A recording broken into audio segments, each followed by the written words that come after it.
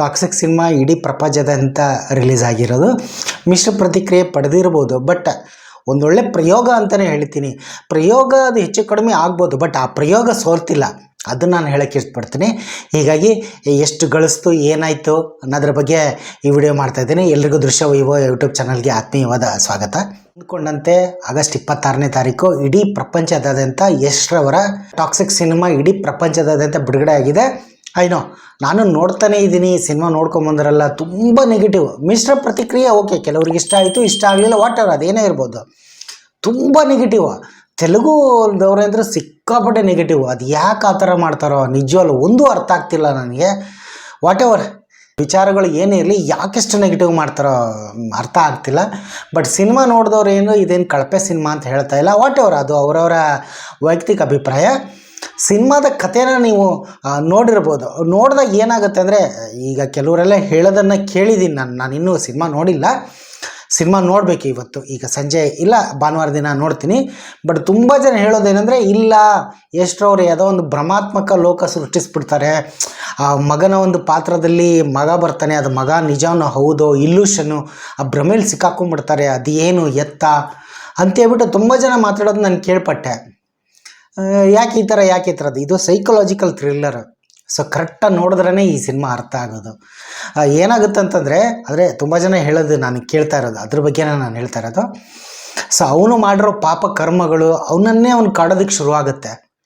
So ಅಂದಾಗ ನಮ್ಮ ರಥಾವರ ಸಿನಿಮಾನೂ ಕೂಡ ಅದೇ ನೆನಪಾಯಿತು. ಆ ಚಿತ್ರದ ನಾಯಕ ರಥ ಅವನು ಅಷ್ಟೇ, ಅವನೇನೋ ಒಂದು ಮಂಗಳಮುಖಿ ಪಾತ್ರದೇನೋ ಬರುತ್ತೆ, ಅಲ್ಲಿ ಕೊಲೆ ನಡೆದಾಗ ಆ ಪಶ್ಚಾತ್ತಾಪಗೊಳಪಟ್ಟು ಆ ಪಶ್ಚಾತ್ತಾಪ ಪಡ್ತಾನಲ್ಲ, ಆ ಭ್ರಮೆಯಲ್ಲಿ ಸಿಕ್ಕಿಕೊಂಡು ಒತ್ತಾಡಿಕೊಂಡು, ಆ ಥರದ್ದು ಒಂದು ಕಾನ್ಸೆಪ್ಟ್. ಇದು ಸೈಕಲಾಜಿಕಲ್ ಥ್ರಿಲ್ಲರ್. ಒಮ್ಮೆಲೇ ಯಾರಿಗೂ ಅರ್ಥ ಆಗಲ್ಲ. ಇದು ನಾರ್ಮಲ್ ಆಡಿಯನ್ಸಿಗೆ ಅಷ್ಟು ಅರ್ಥ ಆಗಲ್ಲ. ಓಕೆ, ಟಾಕ್ಸಿಕ್ ಸಿನಿಮಾದಲ್ಲಿ ಸ್ವಲ್ಪ ಎಲ್ಲ ವಿಜೃಂಭಿಸಿರ್ಬೋದು, ಸ್ವಲ್ಪ ಹಸಿ ಬಿಸಿ ದೃಶ್ಯಗಳು. ಯಾಕೆಂದರೆ ಎ ಸರ್ಟಿಫಿಕೇಟ್ ಸಿಕ್ಬಿಟ್ಟಿದೆ, ಹೀಗಾಗಿ ಅದು ಕಾಮನು. ಕನ್ನಡದ ಹಾಲಿವುಡ್ ಸಿನಿಮಾ ಆಗಿರೋದ್ರಿಂದ ಅದು ಕಾಮನ್ ಅಂತಲೇ ಹೇಳ್ತೀನಿ. ಬಟ್ ಅಂದ್ಕೊಂಡಷ್ಟೇನೋ ಕಳಪೆ ಇಲ್ಲ ಅಂತಲೂ ಕೂಡ ತುಂಬ ಜನ ಹೇಳ್ತಾರೆ. ನಾನು ಭಾನುವಾರ ದಿನ ನೋಡಬೇಕು, ನನಗಾಗಿಲ್ಲ. ಇವತ್ತು ನನ್ನ ಫ್ರೆಂಡು ಒಬ್ಬರಲ್ಲ ತುಂಬ ಜನ ನೋಡ್ಕೊಂಬಂದರು, ನನಗೆ ಫೋನ್ ಮಾಡಿ ಹೇಳಿದ್ರು. ಜೊತೆಗೆ ನಾವು ಕೂಡ ಟೀ ಕಾಫಿ ಕುಡಿತಾ ಇರಬೇಕಾದ್ರೆ ಮಾತಾಡೋದು. ಇಲ್ಲ, ಅವರ ಯಶ್ ಅವರ ಸ್ಟೈಲಿಶ್ ಚೆನ್ನಾಗಿದೆ, ಮಾಡ್ಕೊಡೋದು ಕಾನ್ಸೆಪ್ಟ್ ಚೆನ್ನಾಗಿದೆ, ಬಟ್ ಅದೇ ಇಲ್ಯೂಷನ್ ಇರೋದ್ರಿಂದ ಅದು ಕೆಲ ಜನಕ್ಕೆ ಅದು ಅರ್ಥ ಆಗ್ತಿಲ್ಲ ಅಂತ ಹೇಳಿದ್ರು. ವಾಟ್ ಎವರ್, ಅದೇನೇ ಇರ್ಬೋದು. ಸೊ ಮತ್ತು ನಮ್ಮ ರುಕ್ಕು ಬಗ್ಗೆನೂ ಬೇಜಾರು ಮಾಡ್ಕೊಂಡ್ರೆ, ನಮ್ಮ ಪುಟ್ಟಿ ಈ ಥರ ಆ್ಯಕ್ಟಿಂಗ್ ಮಾಡಿಬಿಟ್ಟಾಳೆ, ಬಟ್ ಚೆನ್ನಾಗಿ ಆ್ಯಕ್ಟ್ ಮಾಡಿದ್ದಾಳೆ, ಬಟ್ ಆ ಥರ ಇರಬಾರ್ದಾಗಿತ್ತು ಅಂದರೆ ವಾಟ್ ಎವರ್, ಅದೊಂದು ಪಾತ್ರ. ಆ ಪಾತ್ರನ ಸಿನಿಮಾ ಥರ ನೋಡ್ಕೊಳ್ಳಿ ಅಷ್ಟೇ, ತಗೋಬೇಕಷ್ಟೇ, ಅದರಲ್ಲಿ ಏನಿಲ್ಲ. ಅಂದಂಗೆ ಸಿನಿಮಾ ವಾಟ್ ಎವರ್ ಅದೇನೇ ಮಿಶ್ರ ಪ್ರತಿಕ್ರಿಯೆ ಪಡೆದರೂ ಕೂಡ, ಸೊ ಅಧಿಕೃತವಾಗಿ ಕೆವಿನ್ ಸಂಸ್ಥೆಯವರೇ ಒಂದು ಸೋಷಿಯಲ್ ಮೀಡಿಯಾದಲ್ಲಿ ಹಂಚ್ಕೊಂಡಿದ್ದಾರೆ. 150 ಕೋಟಿ ಕಲೆಕ್ಷನ್ ಆಗಿದೆ ಮೊದಲ ದಿನದ ಕಲೆಕ್ಷನ್ನು. ಐ ಥಿಂಕ್ ಕಲೆಕ್ಷನ್ ಕಡಿಮೆ ಆಗ್ಬೋದು ದಿನಕ್ಕೆ. ಆ್ಯಕ್ಚುಲಿ ರಿವ್ಯೂ ಏನೂ ಮಾಡೋಂಗಿಲ್ಲ, ರಿವ್ಯೂನೂ ಕೂಡ, ಯಾಕೆಂದರೆ ಕೋರ್ಟಲ್ಲಿ ಸ್ಟೇ ತಂದಿದ್ದಾರೆ. ಆ್ಯಕ್ಚುಲಿ ಬುಕ್ ಮೈ ಶೋದಲ್ಲೂ ಕೂಡ ರಿವ್ಯೂ ಹಾಕೋಂಗಿಲ್ಲ. ಸೊ ನಾನು ರಿವ್ಯೂ ಮಾಡ್ತಾ ಇಲ್ಲ. ಸೊ ನನ್ನ ಒಂದು 7-8 ಜನ ಫ್ರೆಂಡ್ಸ್ಗಳು ಏನು ಹೇಳಿದ್ರು ಸಿನಿಮಾ ನೋಡ್ಕೊಂಬಂದ್ಮೇಲೆ, ಈ ಥರ ಇದೆ ಟ್ರೈಲರ್. ನಾನೇನು ಅಂದ್ಕೊಂಡಿದ್ದು, ಇದು ಭ್ರಮೇಲಿ ಇರ್ಬೋದೇನೋ, ನಾನು ಹಂಗೆ ಅಂದ್ಕೊಂಡಿದ್ದೆ. ಬಹುಶಃ ಎಷ್ಟು ಕರೆಕ್ಟ್ ಹಾಗೆ ಆಗಿದೆ. ಸೊ ತುಂಬ ಜನ ನೋಡಿದವ್ರೆ, ರಥಾವರ ಸಿನಿಮಾದಲ್ಲಿ ಶ್ರೀ ಮುರಳಿಯವರು ಮಾಡಿರೋ ಪಾತ್ರ ಹೆಂಗೆ ಭ್ರಮೇಲಿ ಸಿಲ್ಕಾಕೊಂಡು, ಭ್ರಮೆ ಅಲ್ಲ, ಒಂದು ಪಶ್ಚಾತ್ತಾಪ. ತಾನೇನೋ ತಪ್ಪು ಮಾಡ್ಬಿಟ್ಟೆ, ಏನೋ ಮಾಡೋಕ್ಕೆ ಹೋಗೋದಾಗ ಏನೇನೋ ಮಾಡೋಕ್ಕೋಗಿ ತನ್ನನ್ನು ತಾನು ಪಶ್ಚಾತ್ತಾಪ ಪಡೋದಿದೆಯಲ್ಲ. ಅಂದರೆ ಈಗ ರಕ್ತ ಕಣ್ಣೀರು ಸಿನಿಮಾದಲ್ಲೂ ಅಷ್ಟೇ, ಉಪೇಂದ್ರ, ನಾನು ಯಾವ ಸಿನಿಮಾಲು ಕಂಪ್ಯಾರಿಸನ್ ಮಾಡ್ತಾಯಿಲ್ಲ, ಯಾವ ಕಲಾವಿದನಿಗೂ ಎಷ್ಟರವರೆಗೂ ನಾನು ಏನು ಕಂಪ್ಯಾರಿಸನ್ ಮಾಡ್ತಾಯಿಲ್ಲ. ಬಟ್ ಏನಂದರೆ, ಅಷ್ಟು ತಮ್ಮನ್ನು ತಾವೇ ಏನಾಗ್ಬಿಡುತ್ತೆ, ಏನೋ ಒಂದು ಶೋಕಿಗೆ ಬಂದಾಗ ಹೆಣ್ಣು ಡ್ರಿಂಕ್ಸ್ ಈ ಥರ ಎಲ್ಲ ಹೋದಾಗ, ತಾನು ಅಂದ್ಕೊಂಡು ಬಂದಂಥ ದಾರಿ ತಪ್ಪಿಬಿಟ್ಟು ಮುಂದೆ ಹೋದಾಗ ಏನಾಗುತ್ತೆ, ಅದರಿಂದ ಹೆಂಗೆ ಬಳಲ್ತಾನೆ, ಮಾನಸಿಕವಾಗಿ ದೈಹಿಕವಾಗಿ ಹೆಂಗೆ ಬಳಲ್ತಾನೆ ಅನ್ನೋದನ್ನು ಆ ಪಾತ್ರವಾಗಿ ತೋರಿಸಿದ್ದಾರೆ. ನನಗೆ ಈ ಕಾನ್ಸೆಪ್ಟ್ ಸಖತ್ ಅನ್ನಿಸ್ತು. ಈ ಕತೆ ಲೈನ್ ಸಖತ್ತಾಗಿದೆ, ಸೂಪರಾಗಿದೆ. ಬಟ್ ಏನೋ ಅದು ಅಂದರೆ ಸ್ವಲ್ಪ ಡಿಗ್ ಗನ್ನು, ಹೆಂಡ ಇದು ಜಾಸ್ತಿ ಇದೆ ಅಂತ ಹೇಳಿದ್ರು. ಅಂದರೆ ತುಂಬ ಸಲ ಡಿಸ್ಕ್ಲೇಮರ್ ಆಗ್ತಾನೆ ಇರ್ತಾರಂತೆ. ಬಟ್ ನಾನು ಸಿನಿಮಾ ನೋಡಿಲ್ಲ, ಮತ್ತು ಸಿನಿಮಾ ನೋಡ್ದೇ ಮಾತಾಡಬಾರ್ದು. ಯಾಕೆಂದ್ರೆ ರಿವ್ಯೂ ಎಲ್ಲ ನಾನು ಕೇಳಿದ್ನಲ್ಲ, ಸೊ ತುಂಬ ನೆಗೆಟಿವ್ ಆಗಿ ಹೇಳ್ತಾ ಇದ್ದಾರೆ, ತುಂಬ ನೆಗೆಟಿವ್. ಇನ್ಫ್ಯಾಕ್ಟು ದೊಡ್ಡ ಬಡ್ಡಿ ಮಕ್ಕಳು ಯೂಟ್ಯೂಬಲ್ಲೆಲ್ಲ ಅಪ್ಲೋಡ್ ಮಾಡಿದ್ದಾರೆ, ತೆಲುಗು ವರ್ಷನು, ಹಿಂದಿ ವರ್ಷನು ಎಸ್ಪೆಷಲಿ. ನಾನು ಕಾಮೆಂಟೆಲ್ಲ ಹಾಕಿದ್ದೆ, ದಯವಿಟ್ಟು ಡಿಲೀಟ್ ಮಾಡಿದ್ದೆ, ಡಿಲೀಟ್ ಆಗಿದೆ, ಆ ಚಾನಲೇ ಡಿಲೀಟ್ ಆಗಿದೆ. ಈ ಥರ ಮಾಡೋದು ತಪ್ಪಲ್ವಾ? ಸಿನಿಮಾ ಅಷ್ಟು ಕೋಟಿ ರೂಪಾಯಿ ಖರ್ಚು ಮಾಡಿಕೊಂಡು ಸಿನಿಮಾ ಪ್ರಯೋಗ ಹಂಗೂ ಹಿಂಗೂ ಆಗ್ಬೋದ್ರಿ, ಆ ಪ್ರಯತ್ನಕ್ಕೆ ನಾವು ಶಭಾಷ್ ಅನ್ನಲೇಬೇಕು. ಯಾಕೆ ಈ ಥರ ಮಾಡ್ತಾರೆ, ಯಾಕೆ ತುಂಬ ನೆಗೆಟಿವ್. ಅದೇ ಬೇರೆಯವರು ಮಾಡಿದಾಗ ಸೂಪರು ಹಂಗೆ ಹಿಂಗೆ ಹಿಂಗೆ ಹಂಗೆ. ವಿಕ್ರಮ್ ಅವ್ರದ್ದು ಒಂದು ಸಿನಿಮಾ ಇದೆ, ಅಂದರೆ 2-3 ಪಾತ್ರಗಳಲ್ಲಿ ಹೌದು ಇಲ್ಲ ಈ ಥರ ಮಾಡಿದಾಗ ಸೂಪರ್ ಅನ್ನೋರು. ಅದೇ ಯಶ್ ಅವರು ಮಾಡಿದಾಗ ಏನು ರೀ ಹಿಂಗೆ ಅಂತೀರಾ. ತುಂಬ ಜನ ನೆಗೆಟಿವ್ ಹಾಕೋರಿಗೆ ನಾನು ಈ ಪ್ರಶ್ನೆ ಕೇಳ್ತಾ ಇರೋದು, ಯಾಕಿಷ್ಟು ನೆಗೆಟಿವಿಟಿ?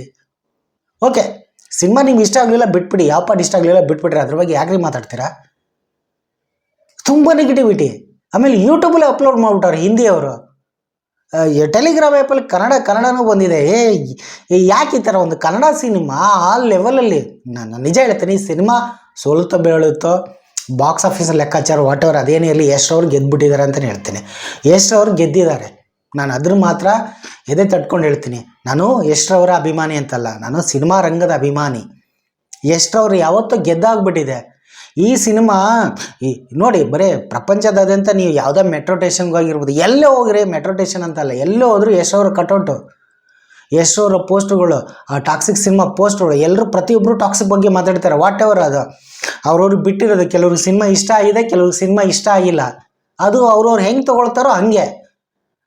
ಈಗ ನೀವು ಹೇಳ್ಬೋದು, ನೀವು ಕಮೆಂಟ್ ಹಾಕ್ಬೋದು, ನೀನಿನ್ನು ಸಿನಿಮಾ ನೋಡಿಲ್ಲ, ಸಿನಿಮಾ ನೋಡ್ದೇ ಇಷ್ಟೆಲ್ಲ ಮಾತಾಡ್ತಾ ಇದೆಯಾ ಅಂತ. ನನಗೇನು 8-10 ಜನ ನನ್ನ ಫ್ರೆಂಡ್ಸ್ಗಳು ನೋಡಿದ್ದಾರೆ ಅಂತ ಹೇಳ್ದಲ್ಲ, ಅದರಲ್ಲಿ 3 ಜನಕ್ಕೆ ತುಂಬ ಇಷ್ಟ ಆಗಿದೆ ಸಿನಿಮಾ. ಇನ್ನು 5 ಜನಕ್ಕೆ ಓಕೆ ಹಂಗೂ ಹಿಂಗೂ ಆಗಿದೆ.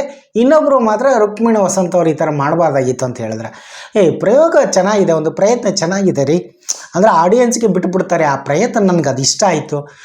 ಶ್ರೀ ಮುರಳಿ ಅವರು ಹೆಂಗೆ ರಥಾವರ ಸಿನಿಮಾದಲ್ಲಿ ಹೆಂಗೆ ಪಶ್ಚಾತ್ತಾಪ ಪಡ್ತಾರೋ ಆ ಥರ ಪಶ್ಚಾತ್ತಾಪ ಪಡ್ತಾನೆ ಹೀರೋ. ನನ್ನ ಕಾನ್ಸೆಪ್ಟ್ ವೈಸ್ ಚೆನ್ನಾಗಿದೆ. ಸೊ ಸಿನಿಮಾ ನಿಧಾನವಾಗಿ ಅರ್ಥ ಆಗುತ್ತೆ. ಅದೇ ಟಾಕ್ಸಿಕ್ ವಿಷಕಾರಿ. ಈಗ ವಿಷ ಅನ್ನೋದು ಕುಡಿದ ತಕ್ಷಣ ಕೆಲವರು ನಿಧಾನವಾಗಿ ಕೊಲ್ತಕ್ಕಂಥ ವಿಷ ಅಂತಾರಲ್ಲ, ಆ ಥರ ಸಿನಿಮಾ ನಿಧಾನವಾಗಿ ಕೊಲ್ಲುತ್ತೆ ಅಂತ ಹೇಳಿದ್ರು. ಅಂದರೆ ಅಷ್ಟು ಆವರಿಸ್ಕೊಳ್ತಾ ಹೋಗುತ್ತೆ ಸಿನಿಮಾ ಅಂತ. ನಾನು ಸಿನಿಮಾನೂ ನೋಡ್ತೀನಿ, ಸಿನಿಮಾ ನೋಡಿದ ಮೇಲೂ ಕೂಡ ಇದೇ ಅಭಿಪ್ರಾಯನೇ ನಾನು ಅನ್ಕೋತೀನಿ. ಆಮೇಲೆ ಇನ್ನೊಂದು ಹೇಳ್ತೀನಿ, ಸೋಲುತ್ತೋ ಬಿಡುತ್ತೋ ಅದು ಬೇರೆ ಮಾತು, ಅದ್ರ ಬಗ್ಗೆ ಮಾತಾಡೋಕ್ಕೆ ಹೋಗಬಾರ್ದು. ಬಟ್ ಇಂಥ ಪ್ರಯೋಗಗಳು ಬಂದಾಗ ನಾವು ಮೆಚ್ಕೋಬೇಕು.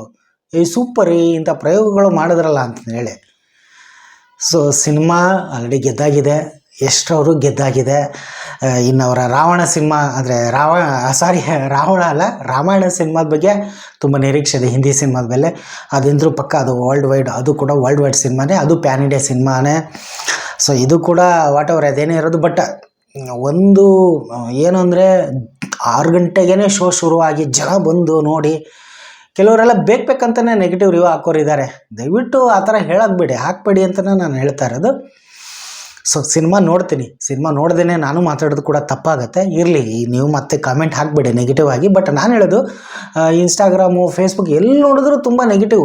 ಜೊತೆಗೆ ನನಗೆ ಬೇಜಾರಾಗಿದ್ದೇನೆಂದರೆ, ಸಿಟ್ಟು ಬಂದಿದ್ದು, ಕೋಪ ಬಂದಿದ್ದೇನೆಂದರೆ, ಅಪ್ಲೋಡ್ ಮಾಡಿಬಿಟ್ಟಿದ್ದಾರೆ ಹಿಂದಿ ವರ್ಷನ್ ಯೂಟ್ಯೂಬಲ್ಲಿ.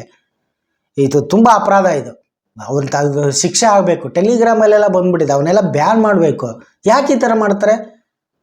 ಕನ್ನಡ ಸಿನಿಮಾ ಅಂತಲ್ಲ ರೀ, ಎಲ್ಲ ಭಾಷೆ ಸಿನಿಮಾಗಳನ್ನ ಹಿಂಗೆ ಉಜ್ಜಾಡಿ ಬಿಸಾಕ್ಬಿಡ್ತಾರೆ. ಇದು ತಪ್ಪಿದು, ನಿಜವಾಗ್ಲೂ ಈ ಥರ ಮಾಡಲೇಬಾರ್ದು. ಸೊ ಚಿತ್ರಮಂಡಳಿ ಏನು ಕರ್ನಾಟಕ ಚಲನಚಿತ್ರ ಮಂಡಳಿ ಇಂಥದಕ್ಕೆಲ್ಲ ಆ್ಯಕ್ಷನ್ ತೆಗೆದುಕೊಳ್ಬೇಕು. ಯೂಟ್ಯೂಬಲ್ಲೆಲ್ಲ ಅಪ್ಲೋಡ್ ಮಾಡಿಬಿಡೋದು ಇಡೀ ಸಿನಿಮಾನ. ಇದು ಯಾವ ಸಿನಿಮಾನ ಯಾರು ಇದು? ಓಕೆ, ನಾನು ಎಲ್ಲೆಲ್ಲಿಂದ ಹೋಗ್ತಾ ಇದ್ದೀನಿ. ಬಟ್ ವಾಟ್ ಎವರ್ ಅದೇನೇ ಇರಲಿ, ಎಷ್ಟವ್ರು ಆಲ್ರೆಡಿ ಗೆದ್ದುಬಿಟ್ಟಿದ್ದಾರೆ ಅಂತಲೇ ಹೇಳ್ತೀನಿ. ಬಟ್ ಎಷ್ಟು ಕಂಡ್ರೆ ಉರ್ಕೊಳ್ಳೋರು ತುಂಬ ಜನ ಇದ್ದಾರೆ, ಅವರು ಯಾವಾಗಲೂ ಹೇಳ್ಬಿಟ್ಟಿದ್ದಾರೆ.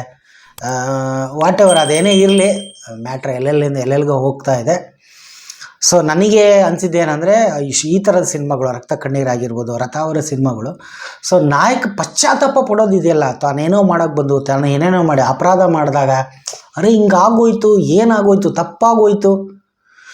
ಸೊ ಶಿಕ್ಷೆ ಅನ್ನೋದಕ್ಕಿಂತ ಪಶ್ಚಾತ್ತಾಪೋದಕ್ಕಿಂತ ದೊಡ್ಡ ಶಿಕ್ಷೆ ಇನ್ನೊಂದು ಇಲ್ಲ ಅಂತಾರಲ್ಲ, ಆ ಥರ ಕಾನ್ಸೆಪ್ಟ್ ಇದು. ಸೊ ತುಂಬ ಜನ ನಾನು ಕೇಳಿದಾಗ, ಆಮೇಲೆ ಪೇಪರ್ಗಳಲ್ಲಿ ಬಂದಿರೋ ವಿಮರ್ಶೆಗಳೆಲ್ಲ ಓದಿದಾಗ ನನಗೆ ಅನ್ನಿಸ್ತು, ಸೊ ಈ ಥರ ಪ್ರಯೋಗಗಳು ಬರ್ತಾ ಇರಬೇಕು ಅಂತ ಹೇಳ್ತೀನಿ. ಸೊ ಯಶ್ ಅವ್ರ ಬಗ್ಗೆ ಯಾರೋ ಏನೋ ನೆಗೆಟಿವ್ ಆಗಿ ಮಾತಾಡಲಿ, ಅವ್ರು ಆಲ್ರೆಡಿ ಗೆದ್ದುಬಿಟ್ಟಿದ್ದಾರೆ. ವಿ ಪಾಸಿಟಿವ್ ಅಷ್ಟೇ, ಇನ್ನೇನಿಲ್ಲ.